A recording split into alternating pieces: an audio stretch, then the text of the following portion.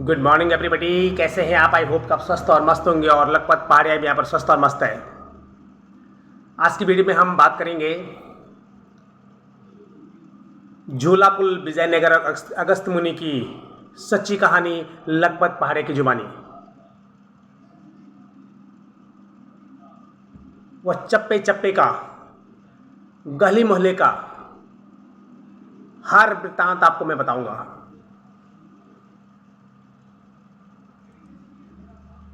1990 उस 1990 में किस तरह का मार्केट होता था या मार्केट हुआ करता था विजयनगर अगस्त मुनि और झूला पुल।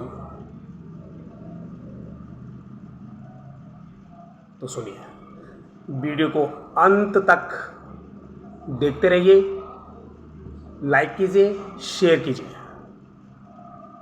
जो मेरे दौर के होंगे, मेरे एरा के होंगे, मेरे समय के होंगे, मेरे हम उम्र होंगे, उनको तो सब पता होगा, लेकिन जो आज के युवा हैं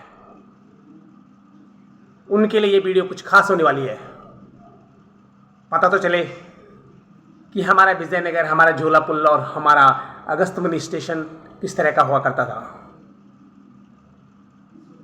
कुदरत की मार ने उसे थोड़ा सा उसमें बदलाव आ गया है, ये बड़ी दुख की बात है। अब होने को कौन टाल सकता है। तो सुनिए, मेरे घर से 5 किलोमीटर की दूरी पर झूला पुल आता है। विजयनगर मार्केट से पहले, मंदाकिनी नदी को पार करने से पहले हमें एक झूला पुल से गुजरना होता है।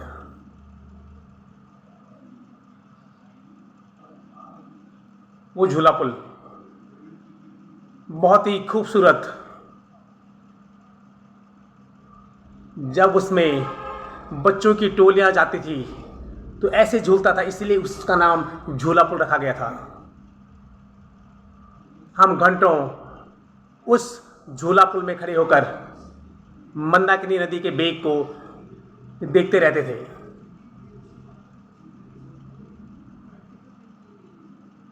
मंदाकिनी नदी से पहले बाईं तरफ एक रास्ता कटता है जो आगे जाके मंदाकिनी छोर पर हमें मिलता है।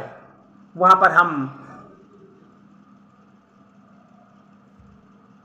उन सबों का अंतिम संस्कार करते हैं जो कि इस दुनिया से चले जाते हैं, जो हमें छोड़ के चले जाते हैं। हमें उनका अंतिम संस्कार वहां पर करना होता है, मंदाकिनी नदी के किनारे, जो आज वैसे का वैसे है और हमेशा वैसे का वैसा ही रहेगा। अब हम चलते हैं झूला पुल की ओर। जैसे हम हमारे कदम झूला पुल की तरफ जाते हैं तो बहुत ही आनंद उस पुल में आता था।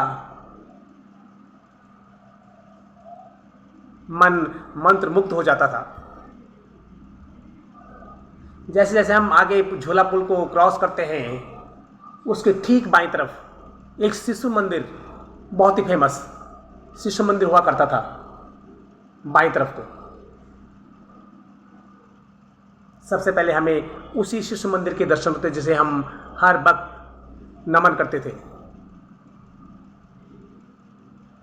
उसके ठीक दाईं तरफ एक बहुत फेमस कपड़ों की दुकान हुआ करती थी।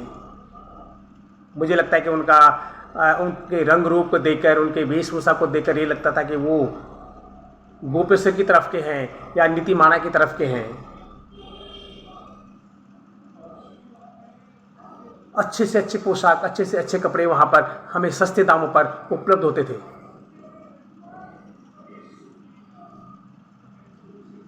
उसके बाद जैसे हम थोड़ा सा आगे को चलते हैं तो थोड़ी सी चढ़ाई आती थी,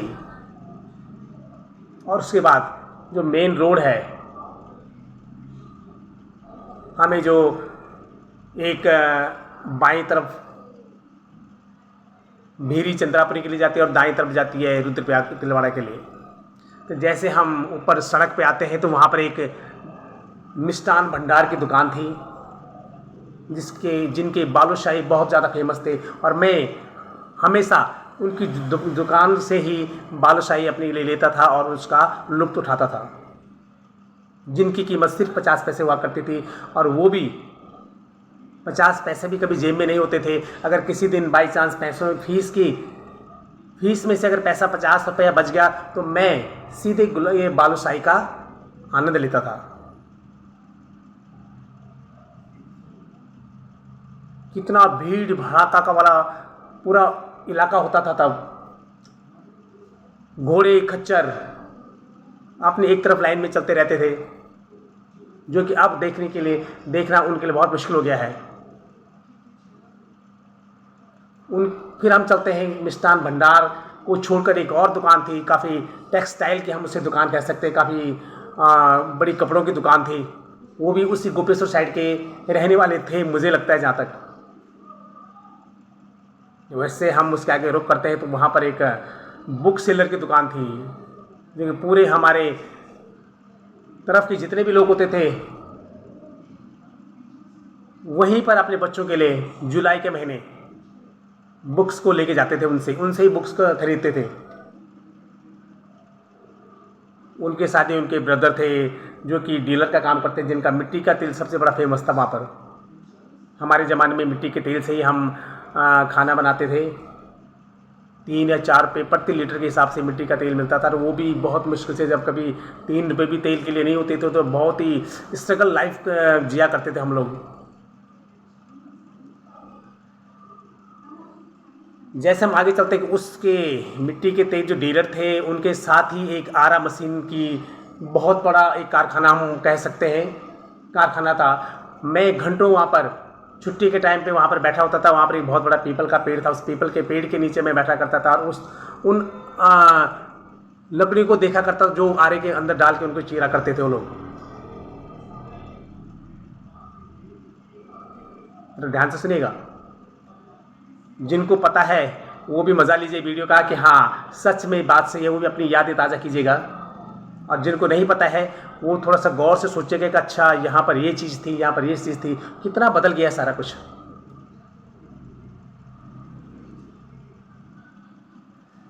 उसके बाद आरा मशीन के आगे बिल्कुल थोड़ा सा आगे जाके वहीं पे कॉर्नर पे एक विजय पान भंडार की दुकान होती थी, जिसको हम खोखा कहते हैं। बहुत उन पान का खाए के पान बनारस वाला, वो टेस्ट बनारस के पान पे भी नहीं इतना आता था जितना उन विजय पान भंडार के पास से हमें मिलता था।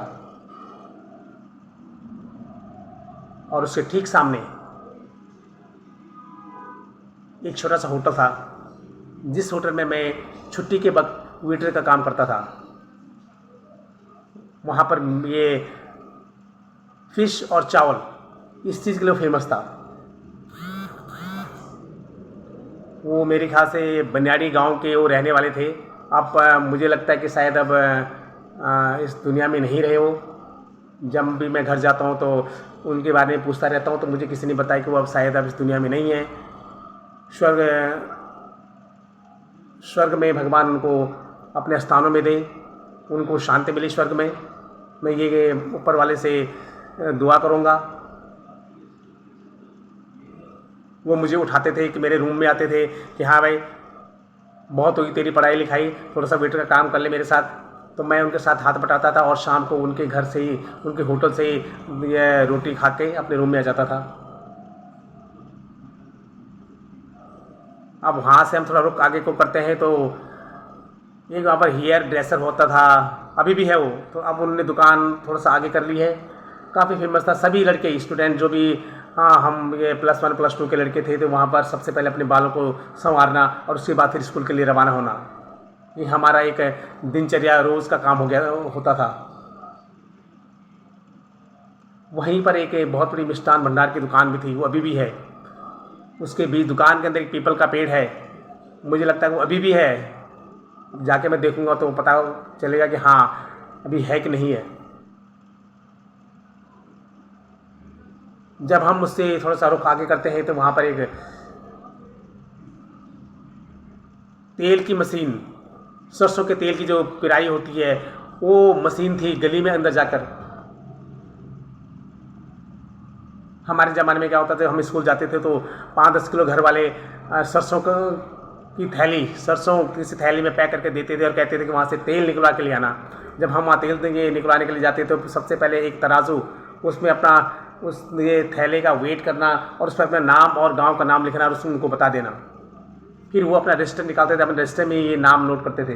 पर मजाल किसी के चीज़ में कोई एक पैसे की भी हेरा फेरी नहीं होती थी, एक चीज़ की भी हेरा फेरी नहीं होती थी। इतना सत्युग जैसा ज़माना था तब। शायद वो तेल की जो मशीन है वो भी अब वहाँ है नहीं। जब मैं पिछली बार घर गया था तो मैंने सबसे पहले उसी गली में जाके देखा तो वहाँ कुछ सारा का नक्शा ही सारा बदल चुका था वहाँ का। उसके आगे हम जब जाते हैं तो एक बहुत ही ज़्यादा, मैं नाम तो नहीं लूँगा, एक फेमस टेलर की दुकान थी लेफ़्ट साइड को। अब वो दुकान भी वहाँ से चेंज हो गई है, ये नहीं पता कहाँ चली गई है।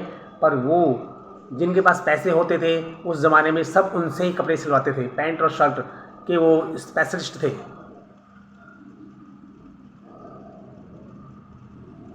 जब उससे आगे रुक करते तो थोड़ा आप चढ़ाई आ जाती है। अब तो दाएं बाएं सभी जगह दुकानें होगी, लेकिन तब कोई दुकानें नहीं होती। तो ये सीधे सड़क थी स्टेशन तक।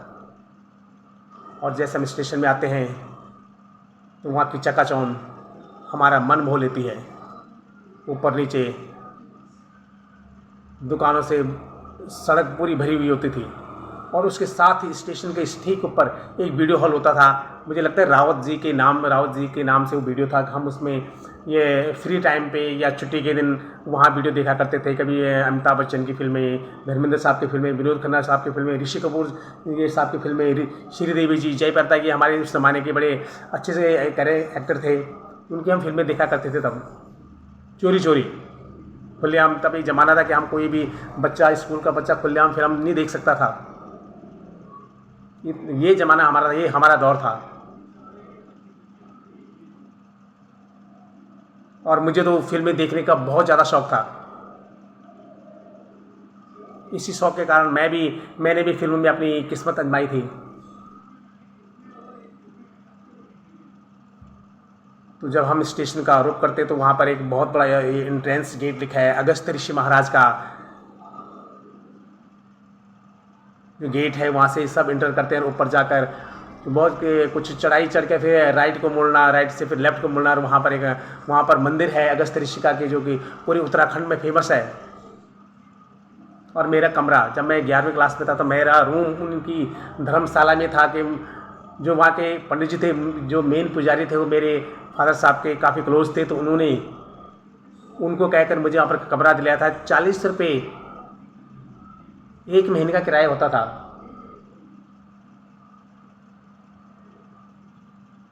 तो चलो कम से कम रोज़ मुनि महाराज के दर्शन वहाँ पर मुझे हुआ करते थे। वहाँ पर मेरे दोस्त काफ़ी, हम 10-12 ये लड़के रहते थे। अगल बगल सब ने अपना अपना किराए पे जो है कि कमरा लिया होता था।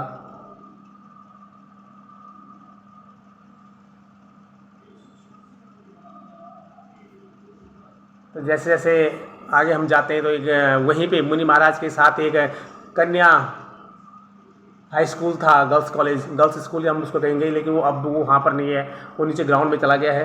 पहले ऊपर हुआ करता था।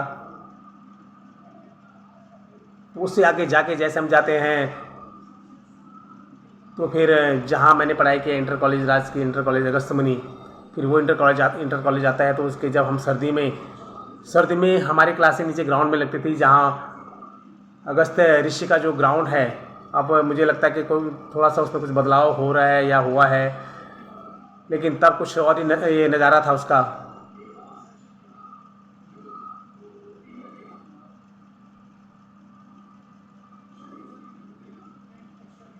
एक सिनेमा हॉल विजयनगर में भी होता था, वो भी अब बंद हो गया है।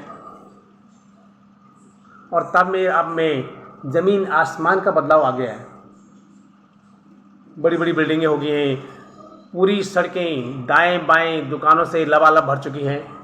अब पता नहीं चलता कि वो विजयनगर, वो अगस्त्यमुनि, वो झूला पुल वो 20 साल पुराना होगा या 30 साल पुराना होगा।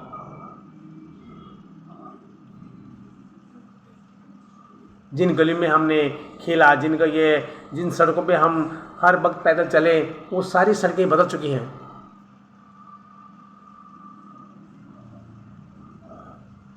कुछ आपदा ने उनको बदलने के लिए मजबूर किया है।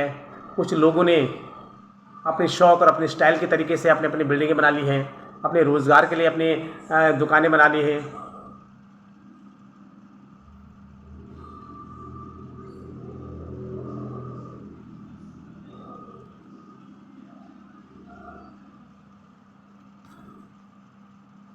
धन्यवाद।